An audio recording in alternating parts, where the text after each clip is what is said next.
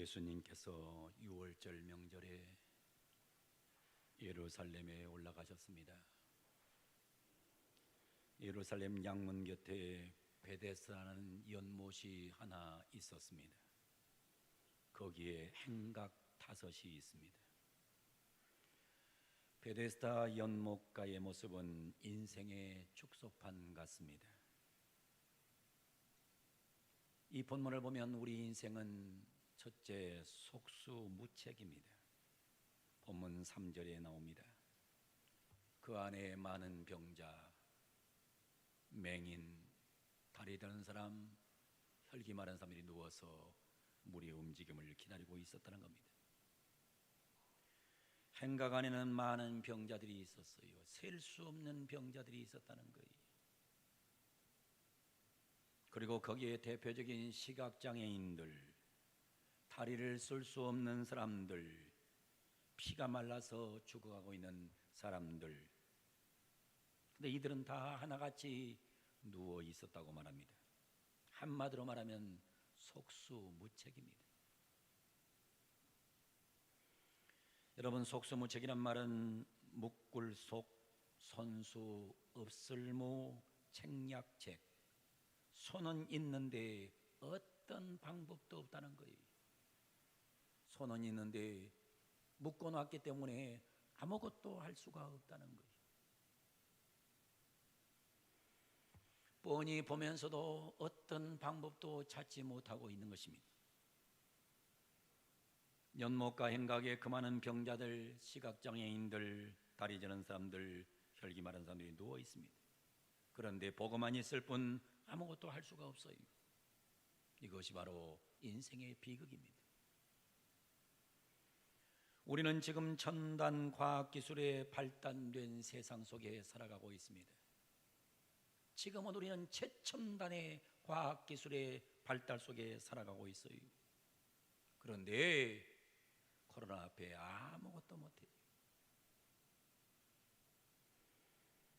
정보통신기술의 비약적 발전 속에 우리는 생활하고 있어요. 그런데 정보통신기술이 아무리 비약적인 발전을 해도 코로나 앞에는 맥을 못 추고 있어요. 세계화의 확대 속에서 무엇이든 다 할 수 있는 그런 아주 전지전능한 그런 능력이 있는 것처럼 생각하고 살았어요. 그런데 아무것도 할 수가 없어요. 코로나19에 출현 우리는 아무것도 할 수 없는 시대에 살아가고 있습니다. 무서워서 밖에 나갈 수가 없어요. 멀리 사는 자녀가 집에 올 수가 없어요. 옆집 사람이 손을 내밀면 저 손으로 뭐 만졌나해서 손에 독이 묻은 줄 알고 악수도 하기가 어려운 시대가 됐어요. 내 손에 혹시 바이러스가 묻지 않았나 그래서 하루에 수십 번씩 손을 씻고 있어요. 아무것도 할 수가 없어요. 답답해요. 너무 지칩니다. 얼마나 오래 갈지 몰라서 더욱더 암담할 뿐입니다. 목이 조금만 따끔거려도 혹시 내가 코로나 걸린 거 아닌가 불안해요. 이런 일이 있을 때 평소 같으면 성전에 가서 기도하고 하나님께 매달려서 은혜를 받으면, 위를 받으면, 소로부부를 만나서 사람을 만나 격려받고 위로받으면 해결해 줄 수가 있었는데 예배당도 갈 수 없어요. 속오는 모습도 하기가 어려워요. 아무것도 할 만한 게 없어요. 그래서 학자들은 말하기를 지금 우리는 외과적 질환, 외상 후 스트레스 장애를 앓고 있다고 말하고 있습니다. 포스트 트라우마 스트레스 디스오더라고 하는 병을 앓고 있다는 겁니다. 소위 이 코로나 때문에 외상 후 스트레스 장애를 앓고 있다는 것입니다. 속수무책입니다. 여러분, 오늘 베데스다 연못가에 있는 사람들 보면 인간의 모든 모습을 딱 단적으로 말하면 속수무책이에요.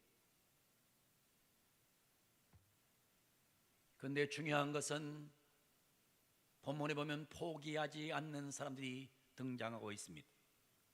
그래서 포기하면 안 된다고 5절 6절은 말하고 있습니다. 거기 38배 된 병자가 있더라. 예수께서 그 누운 것을 보시고 병이 벌써 오랜 줄 아시고 이르시되 내가 낫고자 하느냐. 여러분, 38년 된 병자 무슨 희망이 있었겠어요? 이 사람이 무슨 생각을 갖고 살고 있었겠어요? 그런데도 인생을 포기하지 않고 지금 이 베데스다 연못가에 와서 있는 걸 보면 아직도 이 사람은 뭔가를 기대하고 있고 기다리고 있는 모습을 발견하게 되는 겁니다. 상담학자 중에서 곽지선 씨라는 학자가 있습니다. 이분이 최근에 글을 썼는데 코로나를 이길 수 있는 방법, 코로나 세상을 사는 방법을 소개하고 있어요. 코로나 세상을 어떻게 살아야 되겠는가? 첫째, 인정하고 건강을 지키는 방역을 하라. 인간의 무능을 인정하고 이 코로나의 위험성을 인정하고 건강을 지키는 방역을 하라는 것입니다. 여러분, 이런 때에 엉뚱한 생각 가지면 코로나에 걸리게 되는 거예요. 엉뚱한 생각을 가진 사람들이 집단 행동을 함으로 인해서 지금 한국이 어려워졌잖아요. 인정할 걸 인정하고 건강을 지키는 방역을 하라. 그래서 우리는 지금 방역을 지키기 위해서 비대면 예배를 드리면서 영상 예배를 3번씩이나 하고 있는 거예요.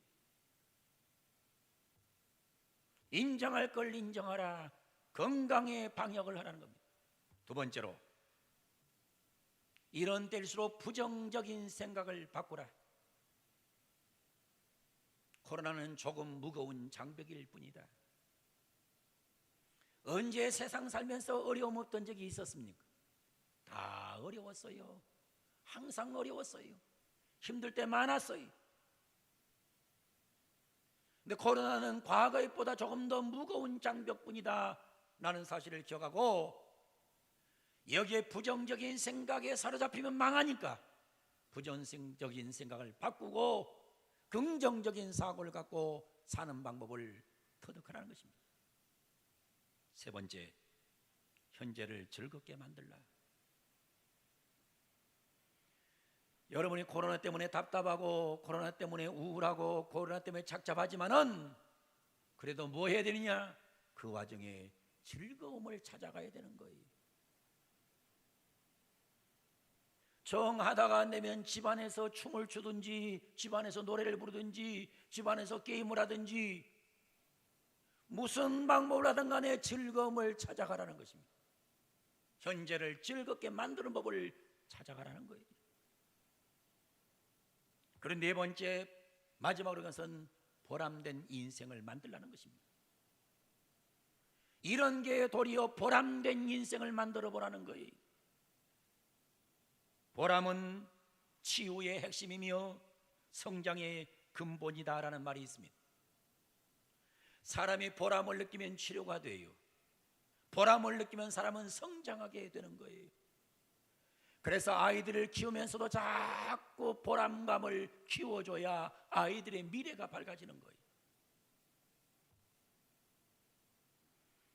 독립운동가이며 언론가이며 교육자인 남궁옥 선생을 여러분은 잘 아실 겁니다. 한서 남궁옥. 남궁옥 선생의 기념관이 강원도 홍천에 있습니다.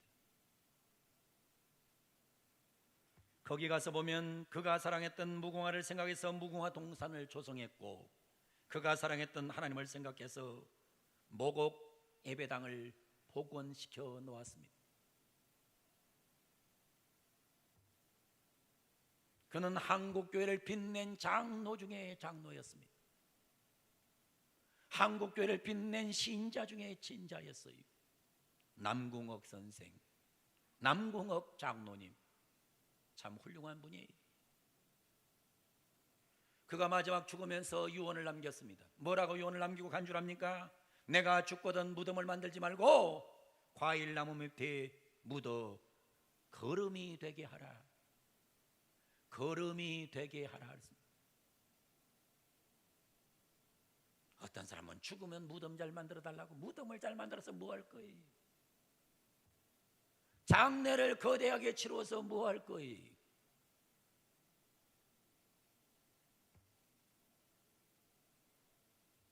여러분 인생을 보람된 인생으로 마칠 수 있어야 됩니다. 보람 있는 삶으로 인생을 살아야 된다는 거예요. 보람 있게 살다가 내 생애가 끝나야 된다는 거예요. 여러분이 잘 아시는 알베르트 슈바이처를 잘 아실 겁니다. 알베르트 슈바이처, 독일어는 알베르트 슈바이처, 영어로는 알버트 슈바이처라 그래요. 이분은 독일 사람이에요. 알베르트 슈바이처는 1875년 루터교회의 목사님의 아들로 이 땅에 태어났습니다.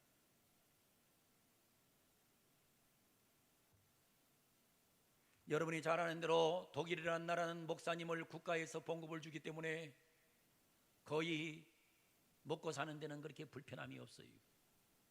한국 교회는 그러지 않지만은 독일 교회는 목사들을 가장 잘 이용하는 나라이기 때문에 슈바이처는 태어나면서부터 먹는 데는 부족함이 없었던 것 같아요. 슈바이처가 아주 훌륭한 사람으로 알려져 있는데 어렸을 때는 아주 싸움질을 잘했다 그래요.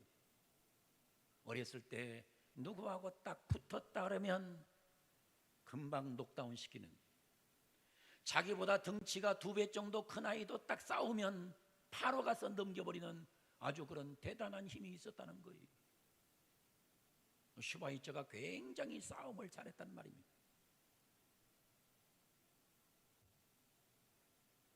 사실은 어렸을 때 자식이 밖에 나가가지고 얻어맞고 오면 그것처럼 속상한 게 없잖아요. 우리 집에도 아들 하나가 있는데 아들 하나가 초등학교 때 어디 가가지고 아주 되게 맞고 왔어요. 되게 맞고 오니까 엄마가 열을 받았어요. 우리 집사람이 탁 열을 받아가지고 그 다음날 바로 옆에 있는 합기도 도장으로 가서 등록을 시켰어요.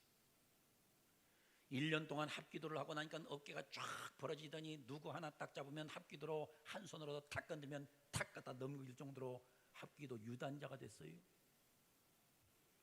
근데 1년 후에 작년에 때렸던 애가 또 우리 아들을 또 건드는 거예요. 그러니까 우리 아들이 딱 하는 말이, 너 이 자식아 수업 끝나고 모래밭으로 나와. 그러니까 애들이 야, 저 학교에 저 짱인데 짱한테 저 이창조가 까불고 있다. 어떻게 되는가 보자. 그러고 다 모인 거예요. 와서 그냥 때리려고 달라드는데 합기도로 탁탁 그냥 쳐서 넘겨버려 갖고는 이 애를 완전히 작살을 내버렸어요. 우리 집으로 할머니가 쫓아왔어요. 왜 남의 새끼를 그렇게 두들겨 팼냐고. 그러니까 우리 집사람 하는 말이, 얘가 작년에 우리 아들 때려가지고 내가 합기도 시켰다고. 하다 안 되면 그렇게 합기도로 또 시켜야 돼. 근데 슈바이처는 어렸을 때 합기도도 안 했는데 얼마나 쌈을 잘하는지, 쌈에 능수능란한 거예요. 내 덩치 큰 아이가 딱 한 대 맞고 뚝 떨어지면서 하는 말이 그거예요. 뭐라고 했는 줄 알아요? 너처럼 나도 잘 먹으면 너 같은 거 이길 수 있어. 너처럼 잘 먹었으면 나도 이길 수 있어 하면서 아우성을 치면서 쓰러져 있더라는 거예요. 집으로 돌아온 슈바이처는 엄마에게, 엄마 이제 고기를 주지 마세요.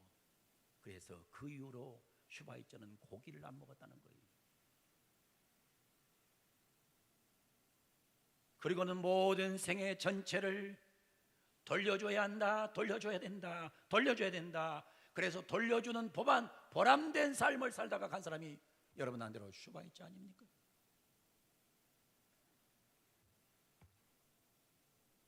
우리가 이 어려운 시대를 살아가는 데 있어 중요한 방법이 한 가지 있어요. 그게 뭐냐? 위축돼 살지 말고, 여러분들이 그냥 겁 속에 살지 말고 어떻게 하면 보람된 생애를 살 수 있을까 생각을 좀 해야 됩니다. 오늘 본문에 보면 38 된 병자에게 예수님께서 찾아오십니다.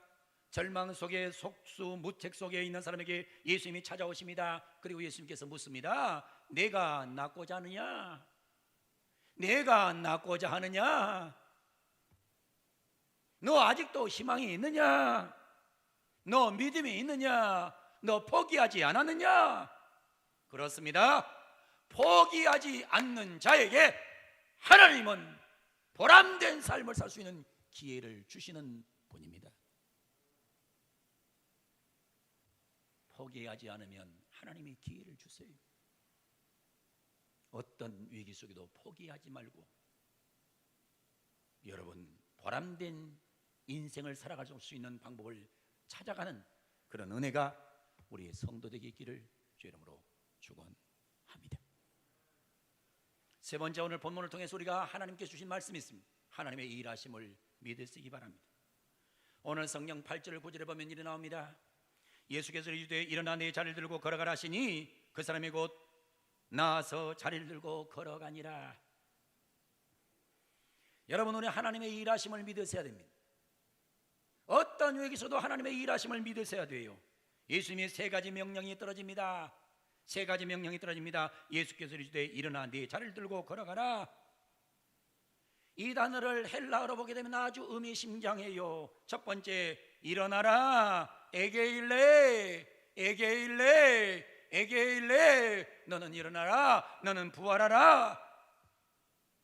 하나님의 일하심을 믿는 38년 병자에게 주님은 병으로부터 일어나라고 말씀하셨어요.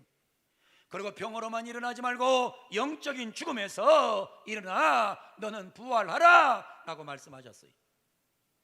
우리는 병을 정복할 뿐만 아니라 부활의 신앙으로 영적인 승리를 이루는 그런 백성들이 꼭 되셔야 될 줄로 믿습니다. 그리고 두 번째, 주님 말씀하세요. 일어나라. 네 자를 들어라. 들라, 들라. 아론, 아론, 아론, 들라. 네 누워있던 죽음의 침상을 들어 엎어버리라. 우리는 절망과 좌절의 침상에 누워있으면 안 됩니다. 침상을 들어 엎어버리고 우리는 일어나야 된다는 사실을 기억하고 여러분 속에 이런 하나님의 능력이, 하나님의 일하심이 경험되는 축복이 있기를 원합니다. 마지막으로 주님은 이렇게 말씀하세요. 페리파이테이, 걸어가라. 걸어가라. 믿음으로 걸어가라. 예수께서 이르시되 일어나라. 네 자를 들어라. 그리고 걸어가라. 걸어가라. 우리 주님께서 38년 된 병자를 찾아오셔서 하신 말씀, 내가 낫고자 하느냐 말씀을 하신 후에 그 자에게 세 가지 명령하세요. 너는 일어나라. 너는 침상을 들라. 그리고 걸어가라. 믿음으로 걸어가라. 오늘 이 자리에 나와 있어 하나님의 영광을 드리기 원하는 성도 여러분, 가정에서 예배드리고 있는 우리 사랑하는 성도 여러분, 지금도 주님은 일하고 계신다는 사실을 믿으시기를 바랍니다. 우리 모두에게 30여 된 병자에게 임했던 주님의 은혜가 임하기를 소원합니다. 오직 속수무책인 38년 된 병자에게 주님이 찾아오셨듯이 주님이 우리를 찾아오시기를 바랍니다. 여러분을 찾아오시기를 바랍니다. 그리고 희망이 있느냐, 믿음이 있느냐, 포기하지 않느냐 물으시면, 예 주님, 주님만 찾아오시면 됩니다. 주님만 함께 하시면 됩니다. 주님이 일하시면 됩니다. 이 놀라운 고백을 하면서 오직 이것뿐입니다. 오직 은혜뿐입니다 라고 고백하면서 이 위기를 이겨낼 수 있는 그런 모든 성도들이 되기를 주의 이름으로 간절히 축원을 드립니다. 오직 이것뿐입니다. 오직 은혜뿐입니다. 오직 하나님의 임재뿐입니다. 하나님의 일하심뿐입니다 라는 사실을 기억하고 38년 된 병자가 놀라운 주님을 만나서 문제를 해결받았듯이 우리도 주님을 만나 문제 해결받고 영육의 삶의 문제를 해결받고 여러분의 모든 삶의 문제를 해결받고 아름다운 미래가 준비되는 삶을 통해서 보람된 삶을 살아가는 그런 축복받은 우리 성도들이 다 되기를 예수님의 이름으로 간절히 축원을 드립니다. 기도하겠습니다.